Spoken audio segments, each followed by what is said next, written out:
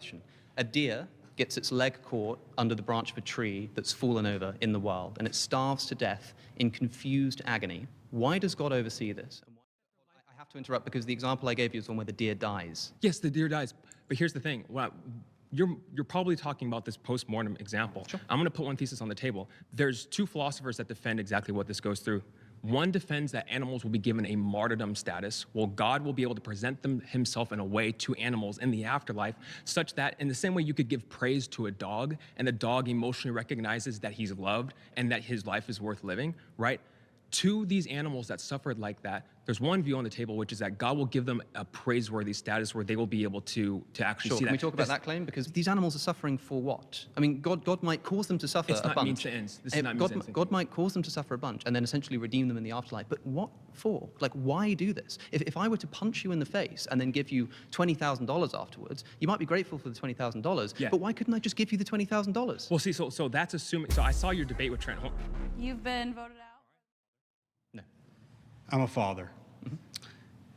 I want my son to become just like I am, better than I am, I should say. I want him to become the best that he can be. Is it possible for him to reach his potential without suffering in his life? Perhaps not, but there's Okay, so suffering is necessary. There are a few things I want to say here. Firstly, that kind of moral development doesn't apply to non-human animals, as I've already said, right? That does not account that does not account for the brutal death of animals in the wild. Also, if I don't want to talk about your son because it's tragic to think about, but somebody else's son has suffered and died immediately as a result of that suffering, they don't get to develop in the same way. I would agree that on a micro level, it's very hard to justify, and we can ask the question, why doesn't God intervene on all of these sufferings? You might be able to justify an amount of suffering.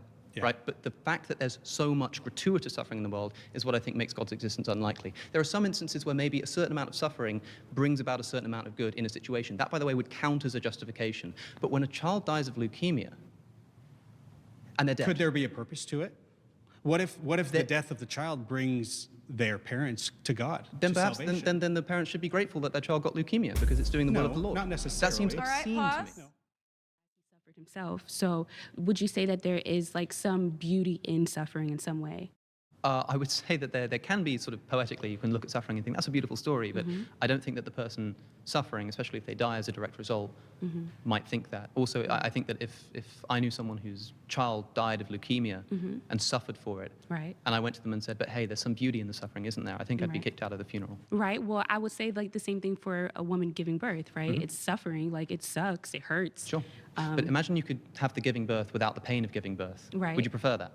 Of course, yeah, you would prefer that. So then if God can bring about the good stuff without the bad stuff, Right. then there's no reason to bring about the bad stuff. Right. So what we have to show is why the bad stuff is necessary to bring about the good stuff. Otherwise, it's not justified. Right. Well, could you say that the result of why we suffer is because of fall of man? I would say not, because I don't believe in the fall of man. Right, true. But I also don't think that that explains non-human animal suffering. The big thing that I want to keep pressing is that the theodicies that we talk about, free will, fall of man, all of this kind of stuff, Right. I don't think applies to that deer with its leg caught under the branch that's dying in confused agony. What's this for? So what is it about animals that seems so like more important than a human? It's not that they're more suffering? important. It's that, as you say, like it seems plausible at least that a human can suffer and then be sort of better off for it, or that they can enjoy poetry of suffering, the Right. poetry of suffering. Animals can't do that. Right. Animals can't enjoy the poetry of suffering. Well, I mean, I wouldn't know. I never like talked to an animal and said like, hey. Like, I have. They just haven't talked back. Is the problem. But I just don't see why we would expect that God would oversee this system of Right. natural selection. Right, but Billions of animals suffering and dying, predation, disease, eating Right. each other alive, leaving each Right. other to bleed out on the Right. floor, and this is being supervised by an all-loving God. Well, do you think that's God's intention from the very beginning of creation of all things? I think that God oversees the mechanism. God could have made it, for example, Right. one example that I've already given is that God could have made animals herbivores, which just eliminates the problem of predation. I mean, there are some animals that are. There are, but he could have made more of them. He could have made all animals herbivores, thereby eliminating the suffering of predation. So is the issue of Predation them eating each other? That's one issue. That's one way that God could have sort of, I think, quite trivially reduced the amount of suffering. David Attenborough once said of his documentaries, people who complain that we put too much violence in the documentaries should see what we leave in the cutting room floor.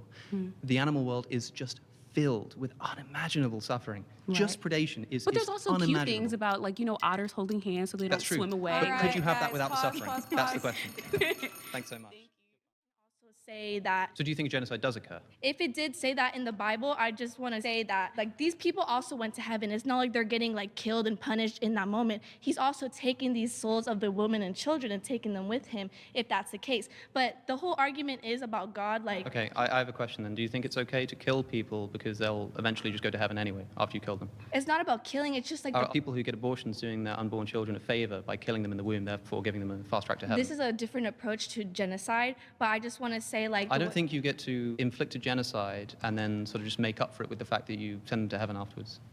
I mean, maybe you do, but the problem is that the Israelites are also sinful people. And when the Israelites are sinful, they get the prophet of God with literal stone tablets telling them how to correct their path. The Canaanites are sinful people, and when they're sinful people, they get the Israelites coming in and wiping them out of But their own our land. God is a just God, and I feel like even that's though what I'm they're critiquing. That's what if I'm they're critiquing. sinful people, they have.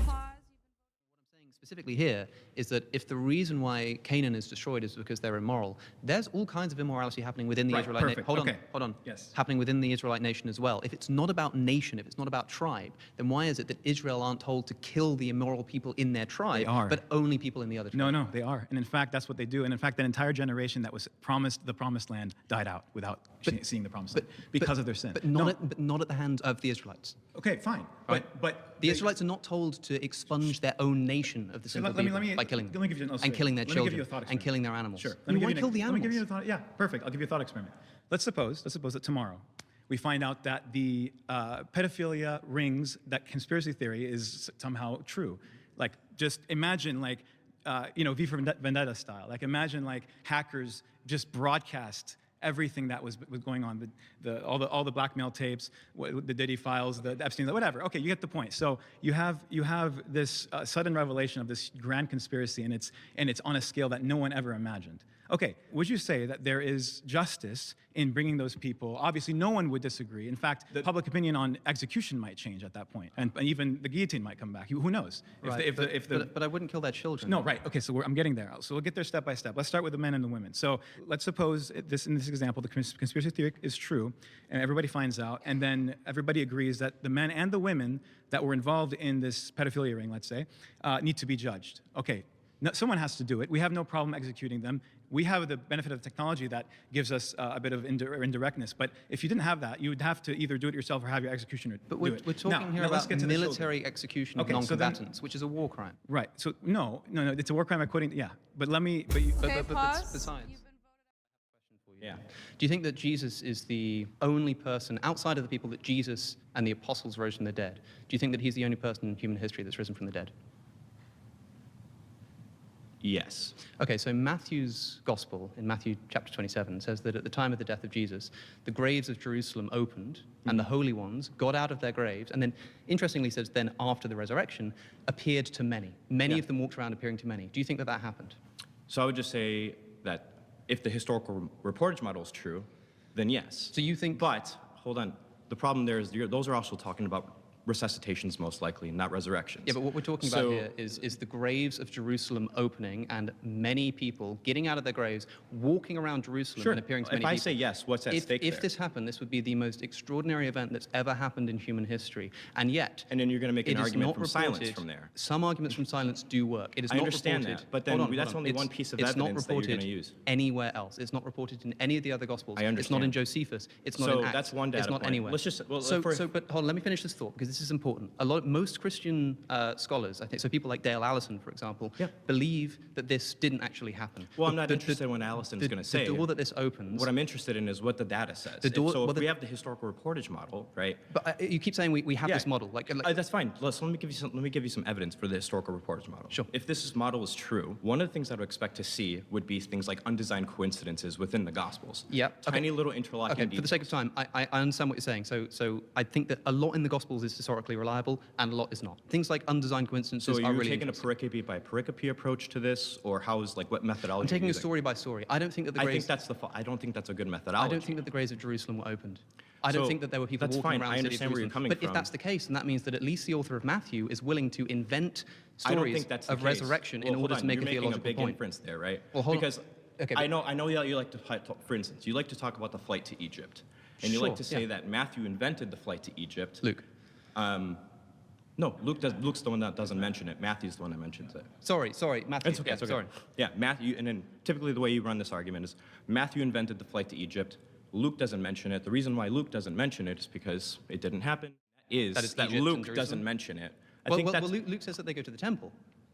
What? Luke says that they go to the temple. Yeah, So hold on. I'm going to agree with you. Let me finish it. Yeah.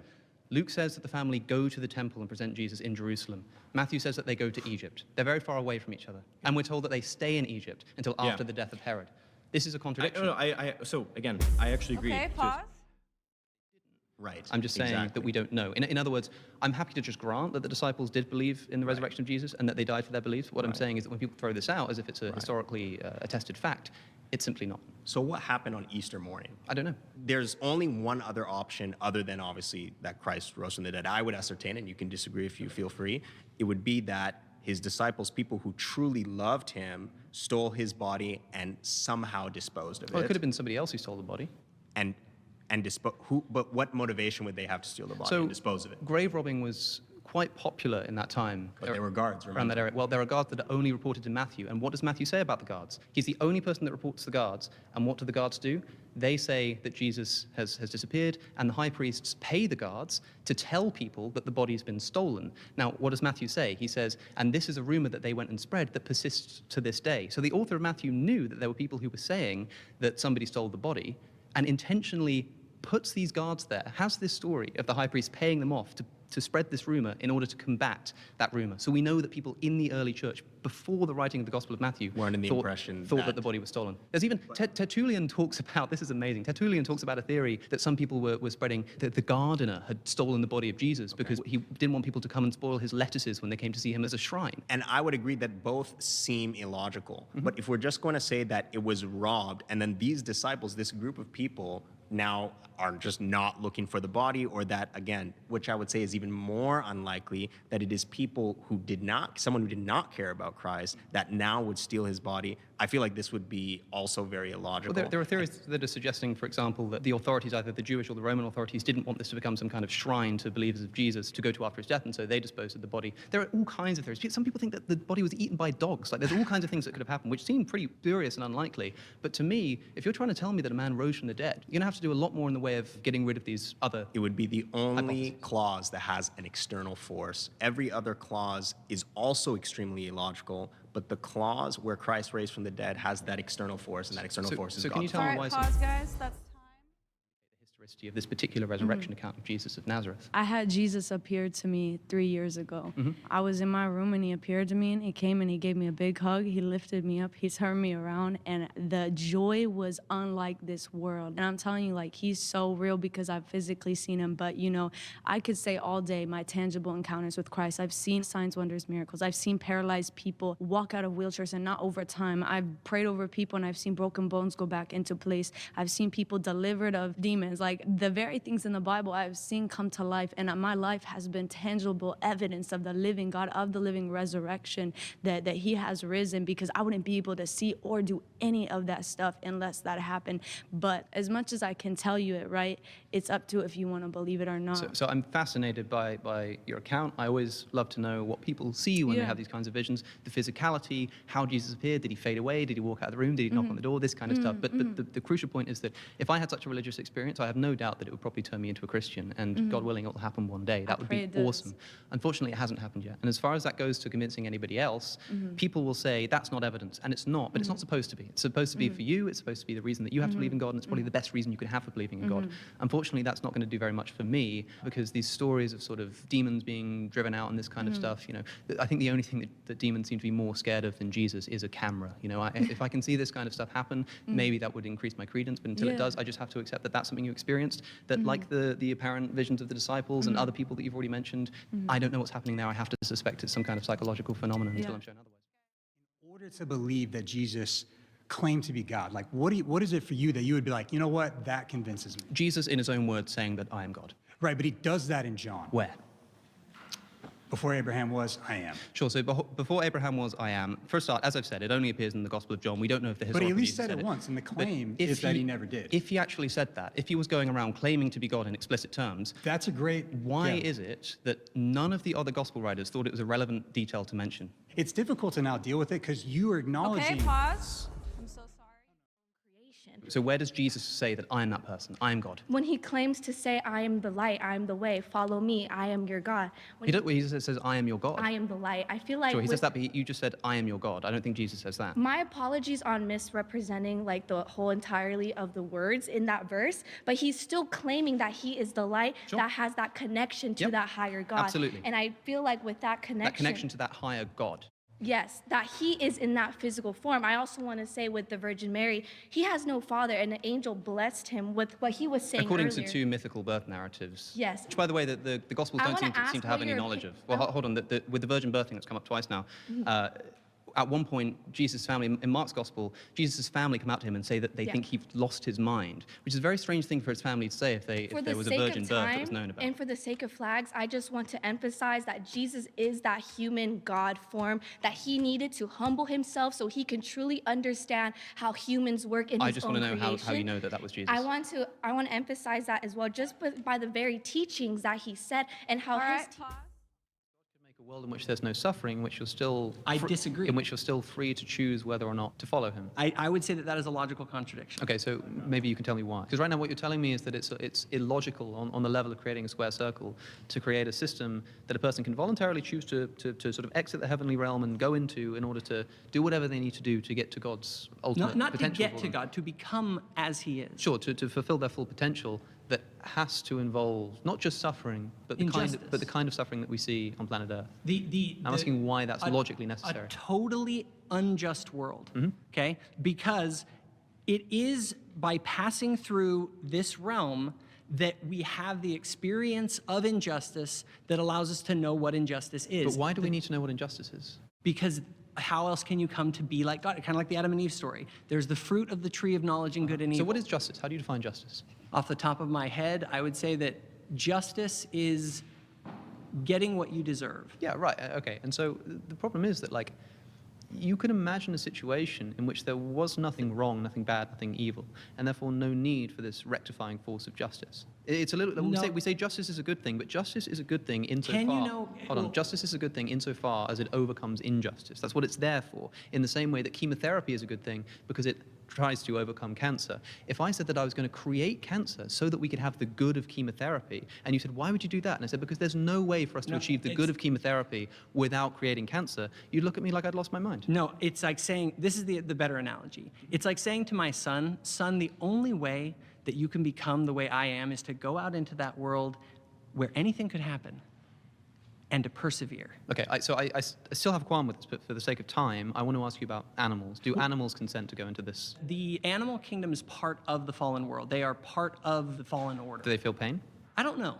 That's more of a good question. I don't know necessarily where What's they your fit within confidence level? Like, if I started strangling a dog in front of you, would you stop me? Yeah, I think that I have an obligation to prevent the death of living creatures. Not death. No, I'm not going to kill it. I'm going to Well, sort even to of prevent the Deadpool suffering style of keep an it animal. alive just Yeah. so it can suffer more. Yeah, Will sure. you stop me from doing that? Yeah, Right, why? because I believe that God wants us to protect the created order.